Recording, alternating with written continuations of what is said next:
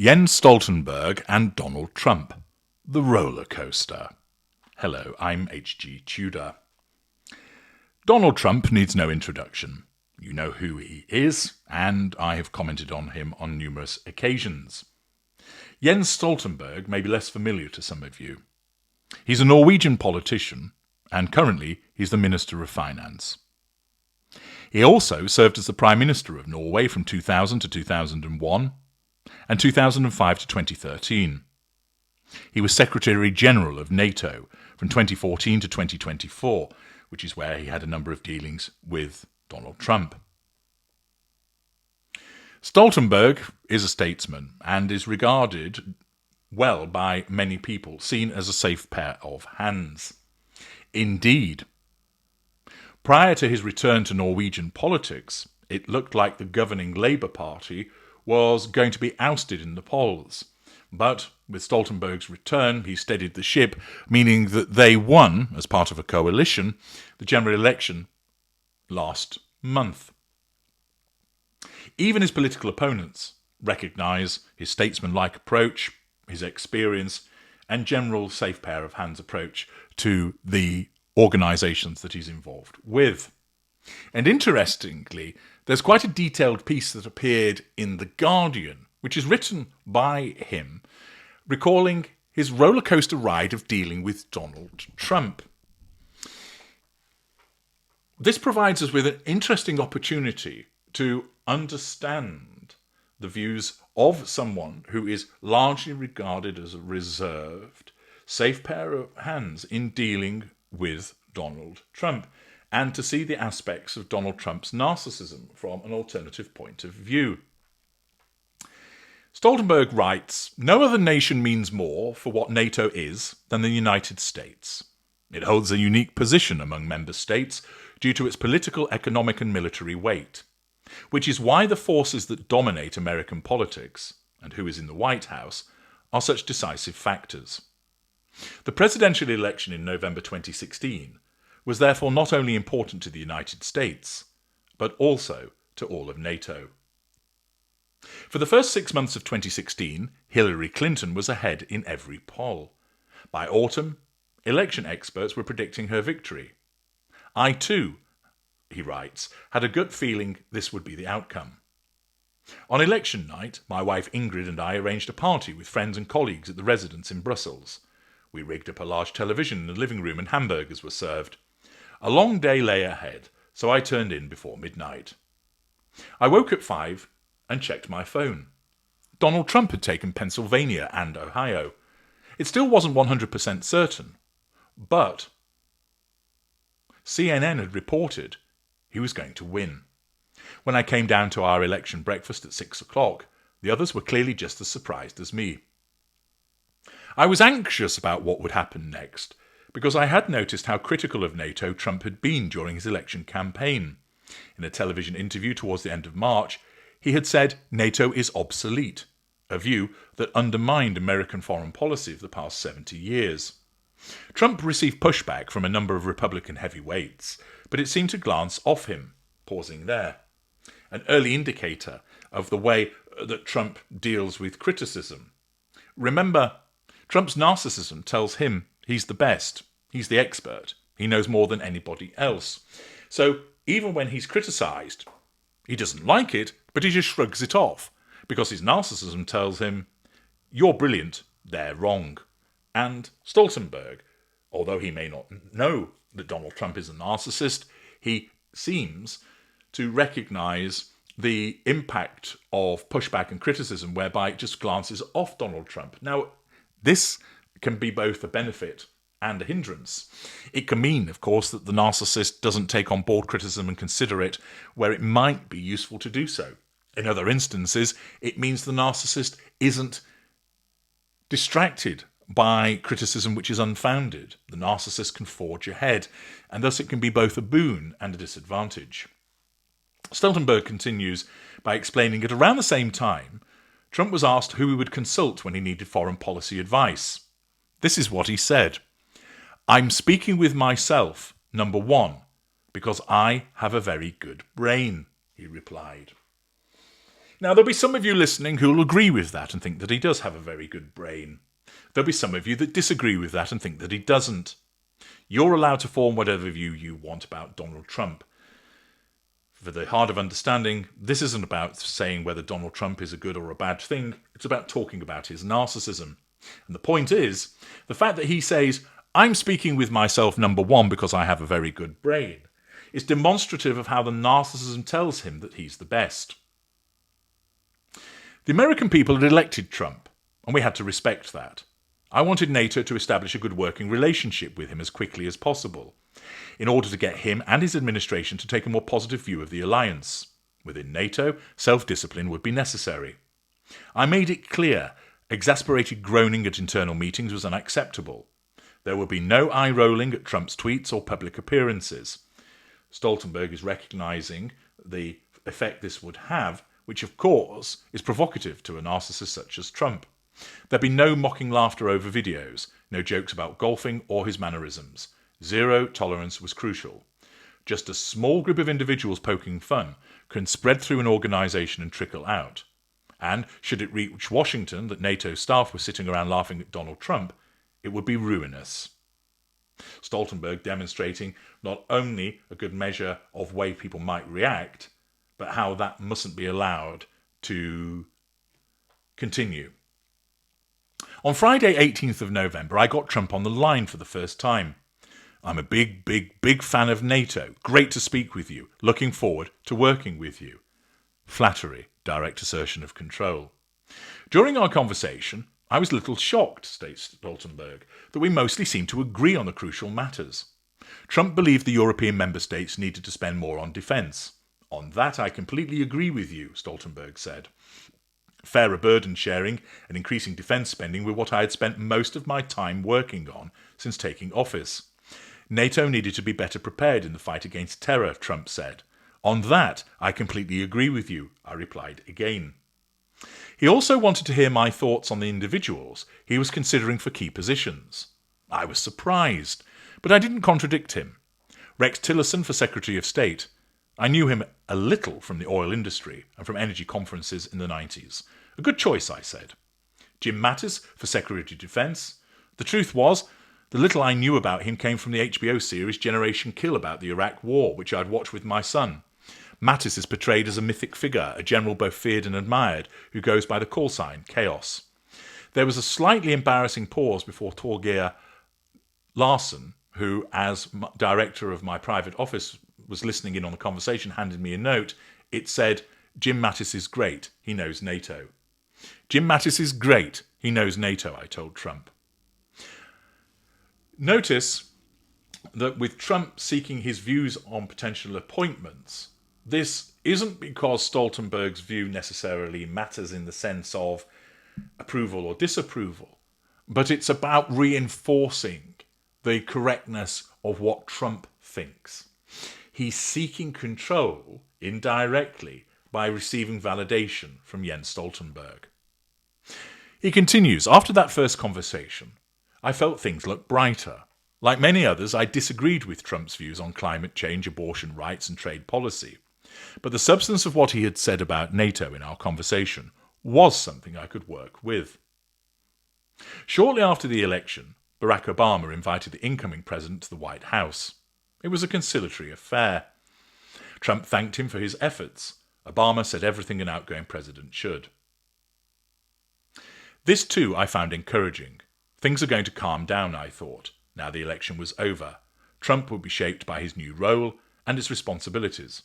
With competent people around him, Trump would become more like his predecessors in the White House. That was the second incorrect assessment Stoltenberg made of Donald Trump. In mid-April 2017, I was at the White House ready to meet Donald Trump for the first time. I had prepared a few pleasantries about the election victory and Melania, the First Lady. The door opened to his office, but no president stood there waiting. Trump lounged casually in a chair. "Come on in, guys," he said, smiling. Now, pausing there, Stoltenberg, as a statesman, expects Trump to behave in a statesman-like manner of being standing there to greet him, but he's doing things differently. He might regard that as informal and perhaps even bordering on ill-mannered. But of course, that is an opinion under perception. but it shows the difference in approach that's adopted by Trump, who's clearly entirely confident in his own style. When Trump had greeted Japanese Prime Minister Shinzo Abe a few weeks earlier, the handshake lasted 15 seconds and was so hard Shinzo Abe winced. Canadian Prime Minister Justin Trudeau was subjected to similar treatment. A little later, French President Emmanuel Macron chose to grip so hard his knuckles turned white. All this had been much reported on, with some commentators believing Trump was trying to assert his superiority through his handshake. Indeed, it's the assertion of control through it. It's a power move. Not long before my visit, he had met German Chancellor Angela Merkel and refused to shake her hand in front of the photographers. Much was written about that too. See parts passim. When Trump got up, hand outstretched, I was a little apprehensive, but his grip turned out to be almost disappointingly normal, neither hard nor loose. When the conversation began, however, it quickly became apparent this was going to be extremely loose. We jumped from one topic to the next. Talking about Russia, Trump suddenly explained, "But why can't you guys in NATO join us in Korea? They're developing nuclear weapons, and that's something we can't accept." A couple of months earlier, North Korea's leader, Kim Jong-un, had declared that preparations for the testing of an intercontinental nuclear missile were now in their final stage. This announcement was followed by the firing of medium-range missiles, which landed in the Sea of Japan. So Trump bringing up North Korea wasn't completely out of the blue. But I was unsure as to what he meant. Did he want NATO to intervene in North Korea? "Mr. President, all the allies are concerned about the nuclear weapons, but I don't think there will be any support for bombing North Korea," I said. "But you're in Afghanistan. Why can't you be in North Korea?" he replied, before the conversation swiftly moved on. We touched on terrorism and Islamic State, of course, with Trump declaring, "We have to kill them. We have to bomb them. They're really evil people." Soon our conversation returned to Russia, and I repeated the points I had been keen to make since taking office in Nato. We must be strong and predictable, but be open to maintaining a dialogue with Russia. Russia is here to stay. It is a neighbouring country, not a terrorist organisation that needs to be eradicated, like Islamic State, I said. Then, as I had done in many other conversations, I referenced Norway's experience. "You know, Mr. President, as former Prime Minister of Norway, I know that it's possible to speak with the Russians."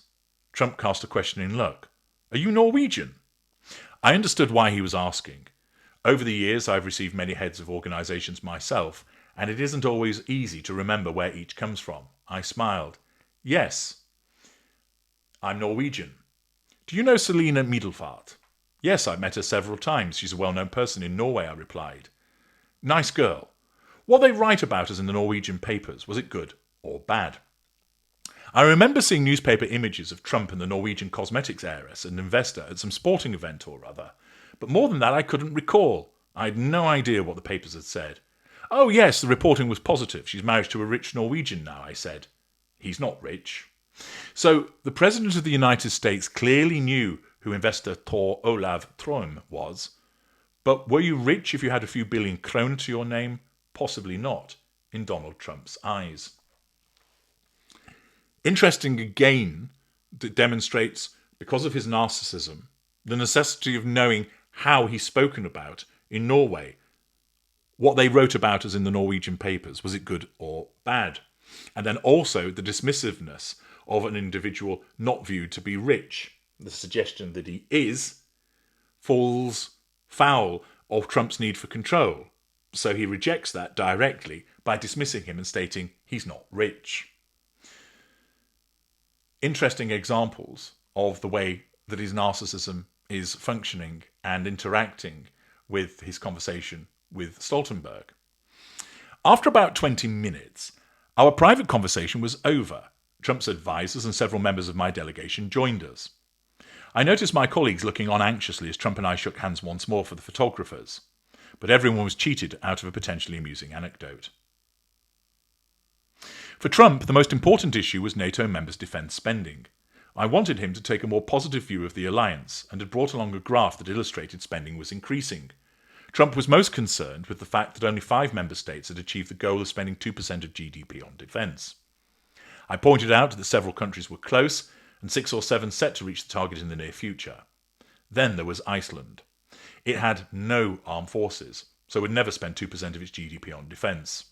It was therefore actually 5 out of 27 countries who had achieved the goal, rather than 5 out of 28, I said, thinking I may be coming across as rather nerdy with all these figures. But this caught Trump's interest, if not in the way I'd intended. Then what do we want with Iceland? He asked. Before I could say anything further, Jim Mattis came to my aid, explaining how important NATO's bases there were for the alliance's submarine ships and planes. Mr. President, they're good to have if you want to track down Russian subs.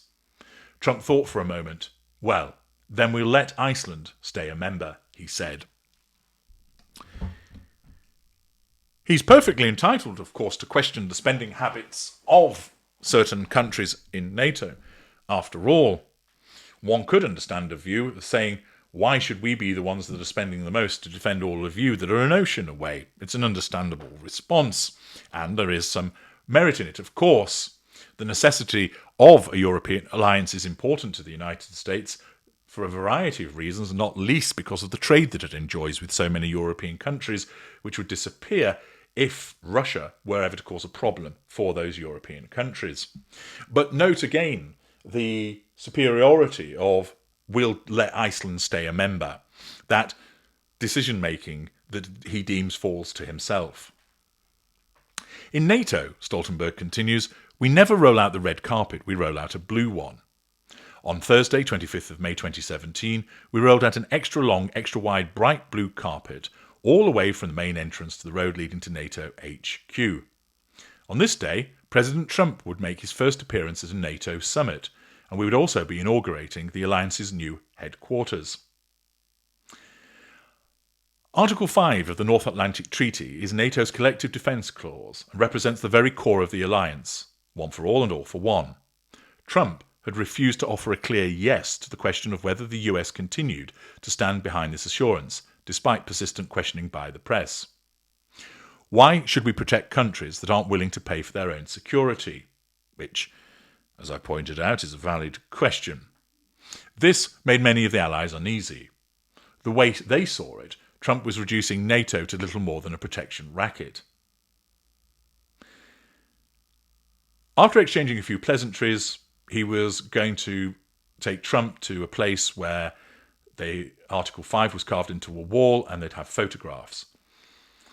Stoltenberg had intended to offer Trump a few facts about the new building in NATO, but his constant questions kept cutting me off. Do you really need such a big headquarters, he asked. What do you need all these people for? Notice the intrusiveness of the questioning, even if it is legitimate, shows a lack of boundary recognition. I replied that while the organisation itself isn't that large, member states' delegations also use the building. It makes it easy to meet with security measures in place and everyone uses the same cafeteria. I told Trump who had designed the headquarters, architects Skidmore, Owings and Merrill, who also designed the Trump International Hotel and Tower in Chicago. I know these people. They're extremely expensive, Trump exclaimed. I don't understand why you chose those expensive architects. Extremely expensive. In front of the main entrance, a small avenue of newly planted trees had been constructed, with lawns on either side. On one of these stood a twisted steel girder from the Twin Towers in New York. On the other, a couple of segments of the Berlin Wall. Two testaments to some of the most momentous events in NATO's history. I introduced Angela Merkel as a speaker by reminding everyone that she had been living in Berlin not only when the wall was erected in 1961, but also when it was torn down in 1989 and Europe changed forever. Each day, all those who enter this building will pass this memorial. They will understand that freedom will never be defeated, and NATO will always defend the values on which our alliance is founded, I said. Merkel expressed her gratitude for NATO's presence during the Cold War and said the fall of the wall symbolised that democracy wins out, even after many years of struggle. Then it was Trump's turn, standing before a piece of the mangled remains of the Twin Towers. The memorial's full name is the 9/11 and Article 5 Memorial, to emphasise how it symbolises the solidarity within NATO. I introduced Trump by stressing this unity. NATO's great strength is the enduring bond between North America and Europe. We saw the strength of the bond after the 9/11 attacks against the United States, I said. And President Trump, I continued, those attacks struck at the heart of your own hometown, New York, and for the first time, NATO invoked our collective defence clause, Article 5, one for all and all for one. I teed up the shot for him. All Trump needed to do was highlight NATO's efforts when the United States was attacked and reassure everyone present that the same would apply to them should they ever need help. Trump began by speaking at length about the threat of terrorism. This wasn't so strange. Just 3 days earlier, a suicide bomber had attacked the city of Manchester in the United Kingdom. Trump condemned the attack, which killed 22 people and injured hundreds. After this, he touched on the threat represented by Russia. But then came the accounting accusations. 23 of the 28 NATO nations are still not paying what they should for their defence, Trump said.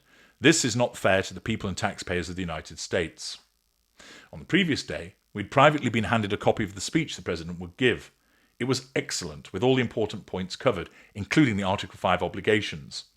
But somewhere along the way, Trump must have chosen to give a different speech than the one that had been prepared. As I stood beside him, I was able to glance down at the script from which he was reading. A few words had been added in thick black marker. Must pay, not fair, 2% is the absolute minimum. He had clearly crossed out certain things and added others to amplify the message. Here he was, dedicating the 9/11 and Article 5 memorial, yet he hadn't said a word about Article 5. Pausing there, this once again demonstrates the single-minded approach of President Trump.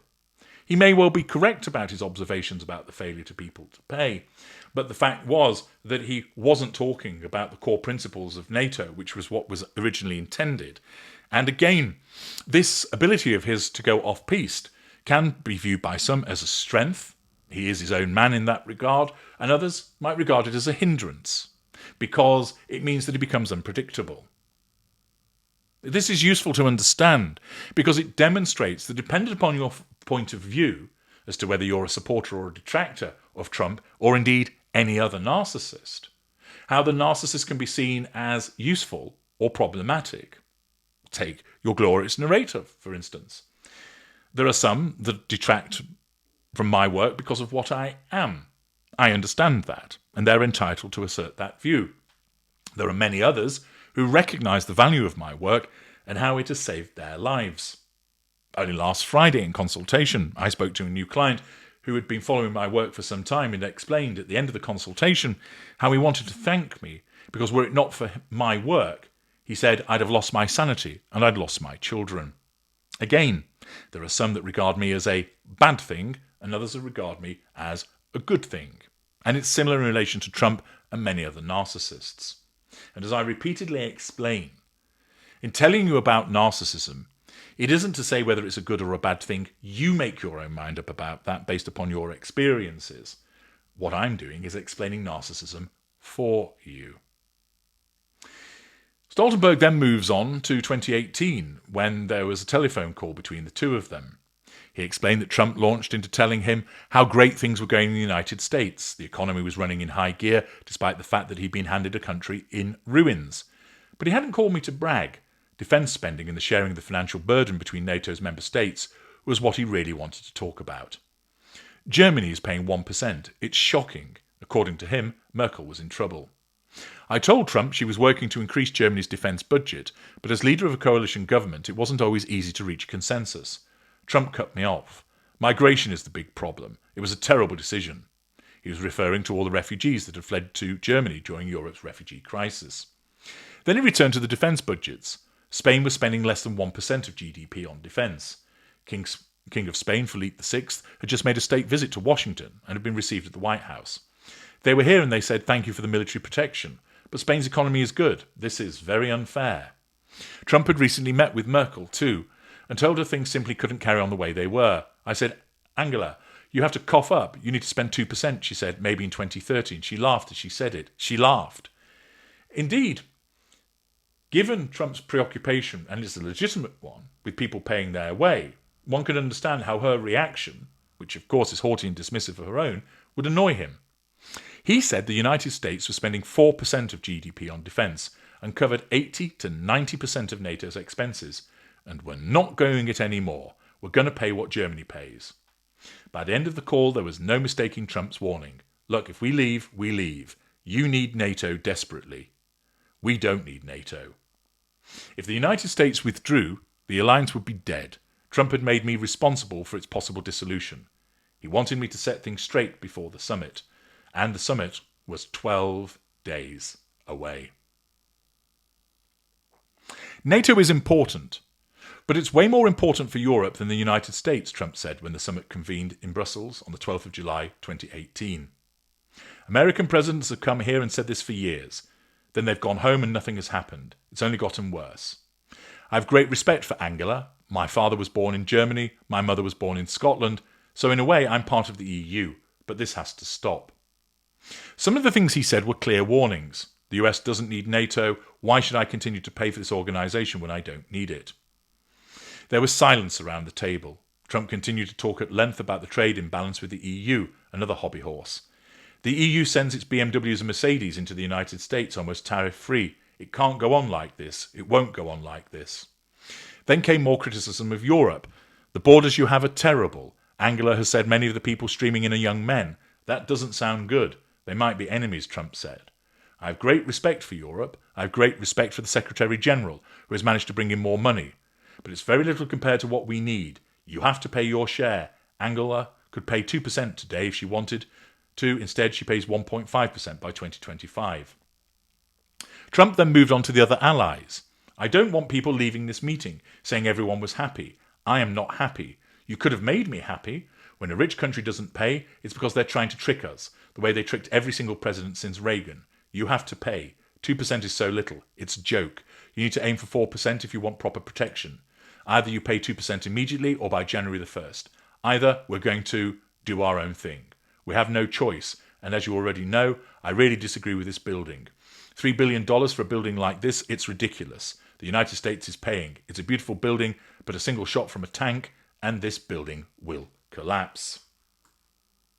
Once again, this demonstrates that as a consequence of his narcissism, he's bluff and in your face. Again, you might agree with what he says, you might disagree with what he says, but the point is it's the manner in which he says it which is redolent of his narcissism. He speaks directly, and the failure of other people to make the payment is a threat to his control, and he has a single focus on that. When Trump finished speaking, Angela Merkel stood up, came around the large meeting table and leaned over me. We have to respond to this, she whispered. We can't just let it pass. It was clear she feared the meeting might end up spiralling out of control. I nodded. We took a break of a few minutes. I conferred with Angela Merkel, Emmanuel Macron, and Dutch Prime Minister Mark Rutte in a corner, while Trump sat close by, his arms crossed, speaking with his security advisor, John Bolton, and Secretary of State Mike Pompeo. We agreed it was out of the question to change the 2% goal, but discussed how we could best handle the situation and pacify the president. My staff were also in contact with colleagues, trying to establish a way forward. When the meeting resumed, Trump reiterated his demand for immediate promises of increased spending. We have to talk about this now, otherwise we're not going to be friends, he said. Then finally it came, the moment I had feared since our conversation 12 days earlier, when Trump had said the United States would only continue to be a member of NATO if Germany and the United States paid the same. I'm leaving this meeting. There's no reason for me to be here anymore, Trump said. The delivery of an ultimatum and the rejection of the continued threat to control by their failure to agree by withdrawal. Now everything's going to fall apart, I thought. I looked around the room. All the leaders wore grave expressions. Everyone understood things were on the brink of collapse, the entire summit, all the declarations of agreement. If an American president says he no longer wishes to defend the other allies and leaves a NATO summit in protest, then the NATO treaty and its security guarantee aren't worth very much. This might be the meeting at which NATO is ruined, I thought, and it's happening on my watch. The alliance had managed to operate successfully for 70 years, but not after the 12th of July 2018. Angela Merkel expressed what many were thinking. We have to take this back to our parliaments and national assemblies, she said. We aren't able to make the decisions here. I will fight hard to meet the 2% target in 2024, but I simply don't have the majority for anything more than that right now. Then Trump did something that rarely happened at such meetings. He interrupted another head of government. Sense of entitlement, lack of boundary recognition. That's too long, he said. Way too long. But Merkel kept speaking, using an expression we often heard from Trump. I have to say that I don't feel I'm being treated fairly here. You speak frankly, Donald, so I will do the same. Germany is the second largest contributor of forces to NATO. 9/11 in Afghanistan are the only time Article 5 has ever been invoked. This has contributed to protecting the United States, despite intense opposition in my country, where many asked what Afghanistan has to do with us. Germany can do more, and we probably do things better, but now we must stick to the commitments we have made. Everyone agreed the member states would increase their defence budgets to 2% of gross domestic product. The problem was that Trump insisted on it happening this year. The other nations set the goal of achieving the target in 2024, something that had also been adopted in the summit declaration the previous day. Trump took the floor again, rattling off how much each member state spent on defence as a percentage of GDP, as if he were announcing the Eurovision Song Contest results. Belgium 0.9, that's less than 1%. Croatia, oh, I'm so disappointed in you, I can't believe it, 1.2.6%. You must feel rotten, he said, searching for the relevant leader with his eyes. Estonia, 2%, thank you. France, 1.79, not bad, Emmanuel, not bad for you. You haven't been president long enough, it'll probably go down. Germany, 1.2, come on, Angela, come on. He went on until finally, United Kingdom, 2.1, thank you, that's very good. United States, 4.2% of the biggest gross domestic product of all. So you may as well call us idiots. But I haven't been at this party very long. How stupid is this? That's all. Again, you can understand his indignation at those failing to provide their contribution. And it manifests in his direct and bombastic way of speaking, which is part of his manner as an upper lesser type B narcissist. He leaned over towards British Prime Minister Theresa May and said something. Then he turned to Erdogan, the president of Turkey, who was sitting on the other side, and high-fived him. Several other leaders spoke. Some sympathised with Trump's demand for immediate increases in spending, while others were reserved as Merkel and Macron. Then I gave the floor to Mark Rutte. This was no accident. He and I had met for lunch in The Hague a week before the summit, when we had discussed how we could get Trump to support NATO, including by pointing to the fact that defence spending had increased by $33 billion. Mr. President, you have urged us to spend more, and I agree with you, Rutte said, and that is exactly what we are doing. Last year we spent $33 billion more on defence because of your leadership, so this is good news for you. Flattery. Provision of positive fuel, demonstration of under control. Trump liked this. $33 billion, he nodded. After a while, he took out the thick black marker he always used, jotted something on a sheet of paper, then handed it to me. His handwriting was neat and rather attractive. The note said, Secretary General, if you can say the NATO allies have significantly increased their defence spending thanks to me, I think we can agree. Notice, if they've increased their defence spending thanks to me, the narcissist at work. I finally glimpsed an opportunity to bring the meeting home. I took the floor myself. At the press conference after the meeting, I will state that the NATO allies have significantly increased their defence spending thanks to President Trump's leadership and clear messaging, I said, practically reading straight from his note. Then I added, and at the same time, that all member nations remain committed to NATO and to Article 5 of the treaty. I hoped against hope this would be enough to bring the meeting to a close in a way that was acceptable to everyone. The problem was there were still 12 leaders remaining on the list of speakers. If I allowed the debate to start up again, it seemed extremely likely that at least one of them would say something that irritated Trump, threat to control, causing the fragile consensus to be broken. I therefore looked pleadingly around the table at Merkel, Macron, May, Trudeau, Erdogan, and all the others, and suggested something highly unusual, that we move to stop the discussion now with everyone in support of my proposed conclusion. Can we agree? I said. There were nods around the table, and for a moment I thought both the day and NATO were saved. But no. Lars Rasmussen, Prime Minister of Denmark, raised his hand and made it known that he was not going to withdraw his name from the list of speakers.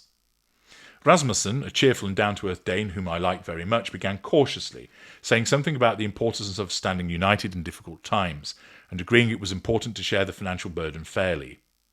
Then he fixed his gaze on Trump and paused. But sharing the burden isn't just about money, Mr. President. It's about blood and sacrifice.